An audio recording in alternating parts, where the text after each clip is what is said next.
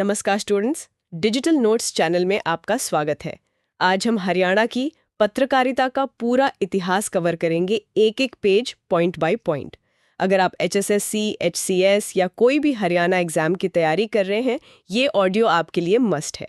तो शुरू करते हैं। चलिए शुरू करते हैं। देखो, इतिहास के उन पन्नों को पलटना जहां से क्रांति की आग बिना किसी डिजिटल मीडियम के फैली थी ना, वो अपने आप में एक रोचक सफर है। हाँ बिल्कुल सिर्फ स्याही और कागज के दम पर। एग्जैक्टली। एक ऐसे दौर की बात कर रहे हैं जहां एक छोटी सी प्रिंटिंग प्रेस लगाना भी मतलब अंग्रेजों से सीधी दुश्मनी मोल लेना होता था। सही कहा आपने। तो बिना देरी किए आगे बढ़ते हैं। अब हम आते हैं पेज 1 पर, ऐतिहासिक पत्रकारिता की शुरुआत। हाँ, तो जब हम इस दौर को खंगालते हैं ना, तो पता चलता है कि हरियाणा का सबसे पहला समाचार पत्र बिल्कुल सीधे साधे हरियाणा नाम से ही निकला था। अरे वाह, मतलब कोई बड़ा फैंसी टाइटल नहीं था। नहीं, बिल्कुल नहीं, बस हरियाणा। ये झज्जर से प्रकाशित हुआ था और इसके संपादक थे पंडित दीनदयाल शर्मा। इसे नोट करो स्टूडेंट्स, पहला पत्र झज्जर और दीनदयाल शर्मा। और इसके ठीक बाद एक बहुत बड़ा नाम उभरता है जीलाल जैन का। 14 नवंबर 1884 को इन्होंने फर्रुखनगर से एक पत्र निकाला था। फर्रुखनगर, जो कि अब गुरुग्राम का हिस्सा है, राइट? हाँ वही। वहां से उन्होंने जैन प्रकाश निकाला। और पता है इस पेपर की सबसे दिलचस्प खासियत क्या थी? क्या थी? इसकी भाषा। ये हिंदी और उर्दू दोनों में निकलता था। ओह, दोनों में? ये तो बहुत स्मार्ट मूव था। बिल्कुल। भाषा का ये चुनाव दर्शाता है कि उनका मकसद आम बोलचाल की हिंदी और कचेरी की उर्दू समझने वाले दोनों वर्गों को एक मंच पर लाना था। याद रखो, 1884 जैन प्रकाश, ये पॉइंट एग्जाम में जरूर आता है। ये सिर्फ एक साल नहीं है, ये एक जागृति की शुरुआत थी। सही बात है।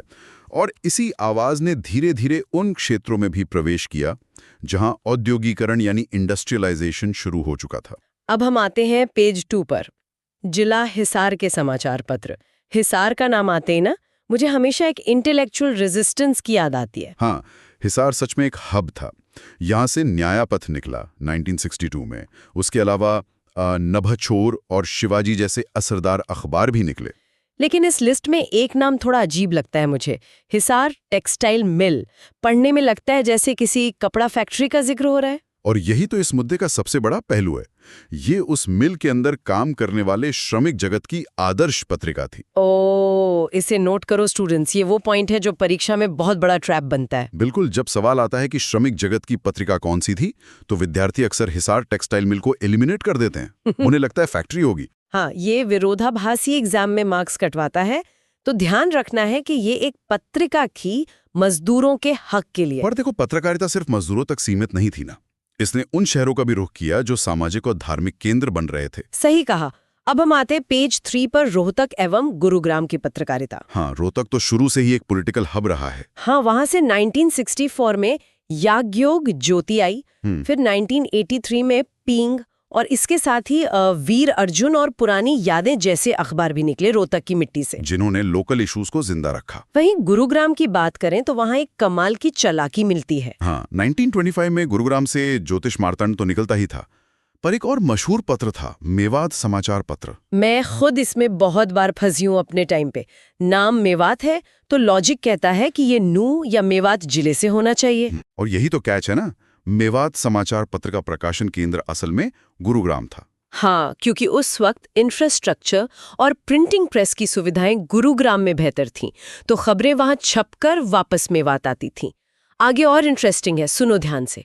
1 मिनट रुको, बताओ हरियाणा का पहला समाचार पत्र कौन सा था और कहां से प्रकाशित हुआ था? पहला पत्र ना, वो था हरियाणा, जो बिना किसी उपनाम के आया था। हाँ, और कहां से? झज्जर से प्रकाशित हुआ था। इसमें कोई एम्बिग्विटी नहीं है। बिल्कुल सही।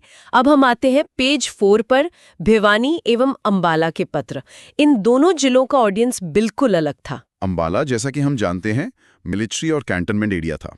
वहां से इंद्रनील निकला, जिसे इंद्रजीत भी पुकारा जाता था। हाँ, और वीर प्रताप भी वहीं से था। एक और दिलचस्प बात है, 1943 में जब दूसरा विश्व युद्ध चल रहा था, अंबाला से विश्वव्यापी सनातन धर्म शुरू हुआ। ये दिखाता है कि लोग उस ग्लोबल अनसर्टेनिटी के बीच अपने धर्म की तरफ लौट रहे थे।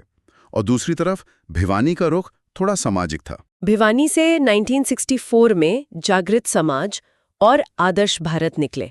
भिवानी उस वक्त आर्य समाज का बड़ा केंद्र था। सही बात है। जागृत समाज जैसे नाम सीधे तौर पर लोगों के आत्ममंथन की बात कर रहे थे।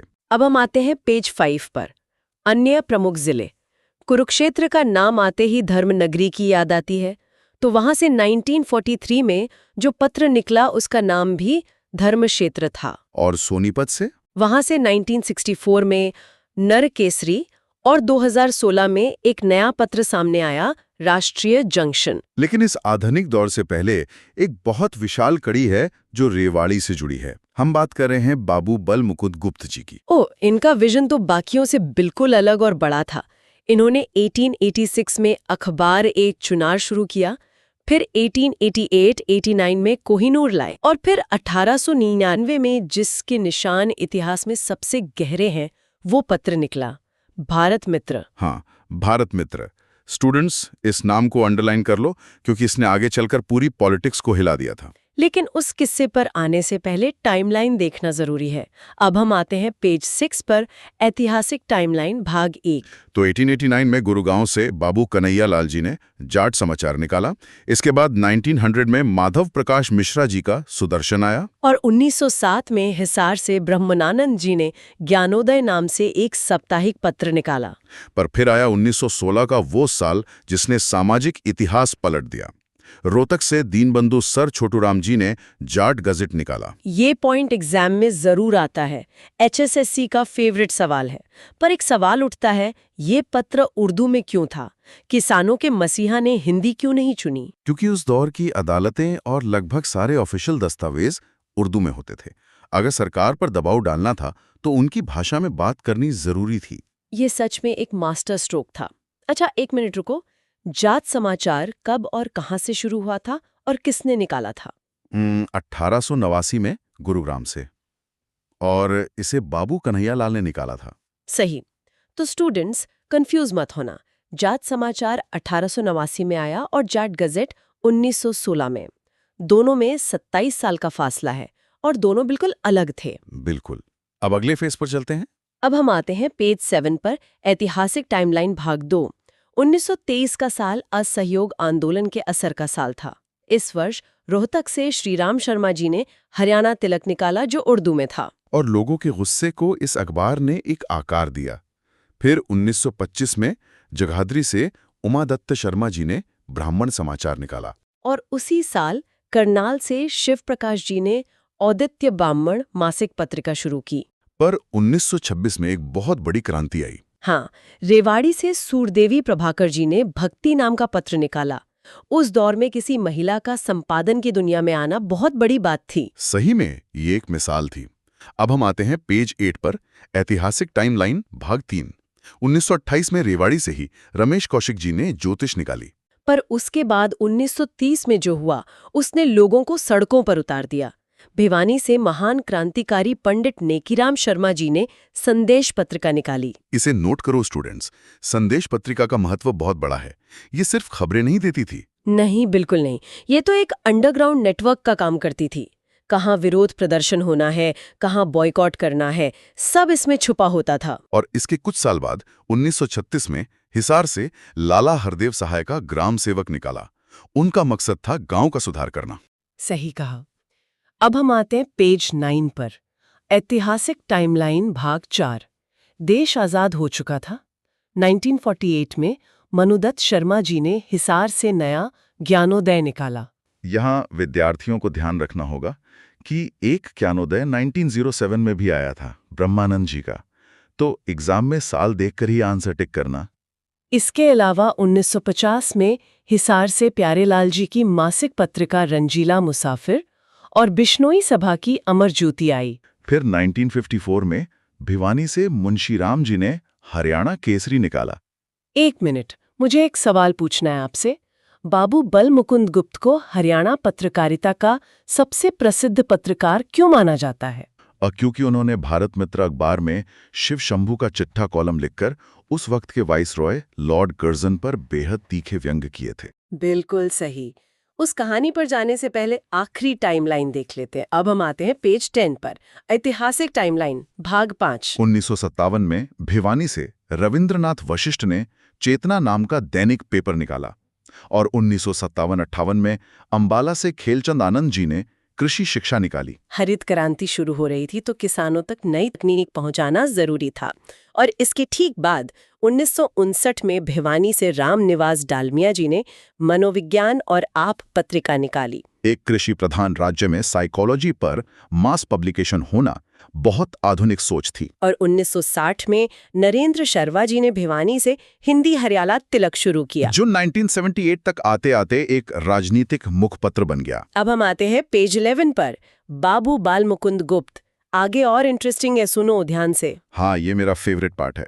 बाल मुकुंद गुप्त जी ने भारत मित्र में शिव शंभू का चिट्ठा लिखा था। लेकिन क्यों? क्योंकि लॉर्ड कर्जन बेनगॉल्फ पर भाषण कर रहा था, देश गुस्से में था, पर सीधा बोलने पर फांसी हो सकती थी। तो उन्होंने एक काल्पनिक किरदार बनाया, शिव शंभू, जो भांग पिए रहता था और नशे की हालत में इतनी गहरी सच्चाई बोलता था कि अंग्रेज बौखला जाते थे। सही बात है, अंग्रेजों की नाक में दम कर दिया था। एक नशेदी किरदार को कानून के किस दायरे में बंद करें, उन्हें समझ ही नहीं आता था। और साथ ही यहाँ पेज पर एक नोट दिया है जिसे कंफ्यूज नहीं करना है। 1889 का जात समाचार बाबू कन्हैया लाल ने गुड़गांव से निकाला था। बालमुकुंद जी और कन्हैया लाल जी अलग अलग हैं। अब हम आते हैं पेज 12 पर। महान संपादक एवं विशेष पत्र पंडित नेकीराम शर्मा जी ने अपने पेपर में एक बहुत असरदार लेख लिखा था, विपत्ति पर विपत्ति। विपत्ति पर विपत्ति उस समय समाज में फैली बेबस घुटन का शाब्दिक रूप था। फेमीन, महामारी और काले कानून लोगों की कमर तोड़ रहे थे। हाँ, और इसी तरह आर्यपत्रा भी था, जो 1926 से लाहौर में था, पर 1948 से अंबाला से छपने लगा। फिर 1973 में सर्वहितकारी आई, जो रोहतक से प्रकाशित होने वाला आर्य प्रतिनिधि सभा हरियाणा का मुखपत्र बनी। अब हम आते हैं पेज 13 पर। दैनिक हरिभूमि। जब स्टेट स्टेबल होता है तो खबरों को नेशनल लेवल पर रखने की जरूरत पड़ती है। बिल्कुल, और दैनिक हरिभूमि को हरियाणा की मिट्टी का पहला राष्ट्रीय समाचार पत्र होने का दर्जा प्राप्त है। क्योंकि उससे पहले ज्यादातर न्यूज दिल्ली या चंडीगढ़ से आती थी। अपना नेशनल आउटलुक मिसिंग था। एक सवाल और, दैनिक हरिभूमि की स्थापना किसने की थी और ये कब शुरू हुआ? इसकी शुरुआत 5 सितंबर 1996 को रोहतक से हुई थी और इसे कैप्टन अभिमन्यु और डॉक्टर कुलबीर छिकारा ने शुरू किया था। सही जवाब। अब इस नेशनल स्केल से वापस क्षेत्रीय पत्रकारिता की तरफ आते हैं। अब हम आते हैं पेज 14 पर, भिवानी के अन्य विविध पत्र। भिवानी एक इंटेलेक्चुअल सेंटर बन चुका था।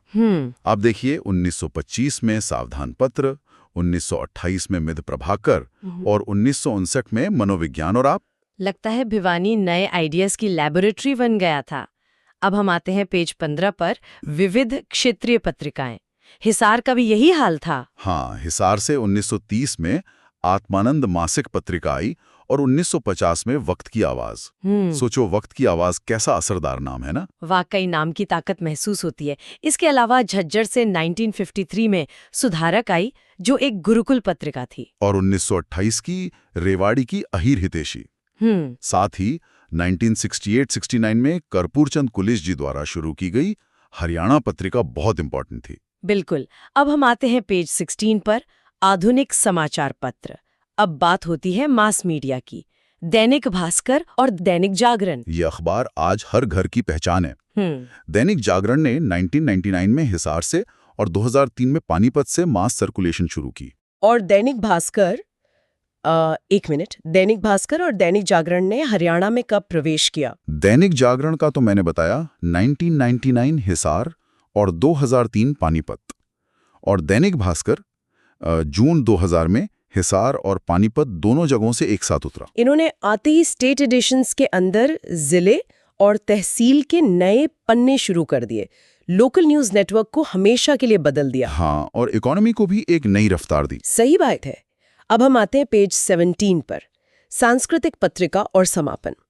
राजनीति से थोड़ा आगे बढ़ें तो एक पत्रिका थी संजी पत्रिका। ये एक सांस्कृतिक पत्रिका थी। यहाँ खबरों की भागम भाग नहीं थी, बल्कि थिएटर, कविता की बातें होती थी। और इसकी आवृत्ति फ्रीक्वेंसी क्या थी पता है? ये हर सोमवार आती थी। स्टूडेंट्स एग्जाम के लिए ये सोमवार का दिन खास तौर पर याद रखना। हाँ, संडे की छुट्टी के बाद लोगों को एक लिटरेरी नजरिया देने के लिए इसका दिन सोमवार तय किया गया था। और यहाँ आकर हमारा समापन होता है। हरियाणा की पत्रकारिता ने आज़ादी से लेकर आज तक समाज को वाकई एक नई दिशा दी है। आज़ादी के बाद समाज को शोषण से लड़ना सिखाया।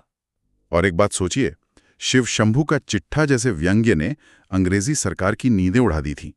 आज के शोर शराबे वाले डिजिटल दौर में क्या हमारे पास ऐसी कोई तीखी पत्रकारिता बची है जो बिना चिल्लाए सत्ता की गलतियों को एक्सपोज कर सके? ये विद्यार्थियों के लिए सोचने का विषय है। स्टूडेंट्स, आज हमने हरियाणा की पत्रकारिता का पूरा सफर देखा, पेज 1 से लेकर पेज 17 तक। अगर ये ऑडियो हेल्पफुल लगी तो डिजिटल नोट्स चैनल को फॉलो करो। रिवीजन के लिए इसे दोबारा सुनना मत भूलो। ऑल द बेस्ट आपकी तैयारी के लिए।